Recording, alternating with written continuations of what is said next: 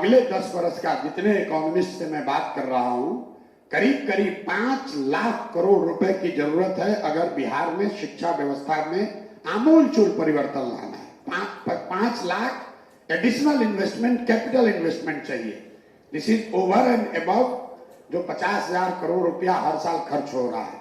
तो अगर आपको 5 लाख करोड़ रुपया जमा करना है तो एक उपाय जो दिख रहा है, अगर शराब बंदी को हटाकर इसके रेवेन्यू को सिक्योरिटाइज कर दिया जाए अगले 20 बरस, कि शराब के टैक्स से जो पैसा आएगा इस पैसे को बजट में नहीं लिया जाएगा, ये सिर्फ और सिर्फ बिहार में एक नई शिक्षा व्यवस्था बनाने के लिए खड़ा किया जाएगा, तो दुनिया भर के इकोनॉमिस्ट जो लोग हैं वो बता रहे हैं कि 15 से 20,000 करोड़ रुपया हर साल को अगर आप सिक्योरिटाइज कर दीजिए तो आपको अगले 3, 4, 5 सालों में 5 लाख करोड़ रुपया आप मार्केट से बोरो कर सकते हैं बहुत सस्ते दर पर। जैसे बुलेट ट्रेन चलाने के लिए 1 लाख करोड़ रुपया जापान से लोन लिया गया है 3% ब्याज पर।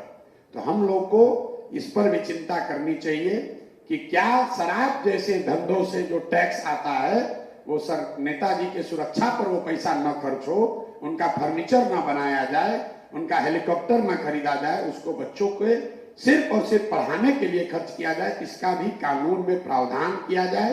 कम से कम जनसुराज की पब्लिक घोषणा में कहा जाए कि शराबबंदी अगर हटाएंगे तो ये पूरा पैसा सिर्फ और सिर्फ बिहार में भविष्य बदले इसके लिए बच्चों के पढ़ाई पर, कैपिटल इंफ्रास्ट्रक्चर बनाने पर खर्च करेंगे। इस पर भी आप लोग को चर्चा करनी चाहिए। और मतलब कि संसाधन आएगा कहाँ, ये मेरा एक विचार है। बाकी और जितने लोगों का विचार है कि 5 लाख करोड़ रुपया कैसे इकट्ठा किया जाएगा। अभी तो जो पैसा है वो सैलरी देने में ही चला जा रहा है। 5 लाख करोड़ रुपया चाहिए अगर आप बिहार में बेहतर, देश की सबसे अच्छी शिक्षा व्यवस्था बनाना चाहते हैं। उसके लिए इंफ्रास्ट्रक्चर के लिए, ट्रेनिंग के लिए, प्रोटोकॉल्स के लिए, प्रोसेसेस के लिए वो व्यवस्था लगेगी। And we must get ambitious. कोई भी चीज, अरे भाई बिहार गरीब राज्य है, हम लोग क्या कर सकते हैं, तो स्कूल दे दिए वही बहुत बड़ी बात है। इस माइंडसेट को हटाना जरूरी है। हम लोग के मुख्यमंत्री खड़ा होकर कहता है अरे भाई हम लोग गरीब राज्य है, खिचड़ी खिला रहे, यही कम बात है। हम लोगों ने पहले ही मान लिया कि हमसे गिरा मरा हुआ आदमी कोई नहीं है इस देश में। हम लोग गिरे पड़े मरे नहीं हैं। बिल्कुल इस चीज को किया जा सकता है।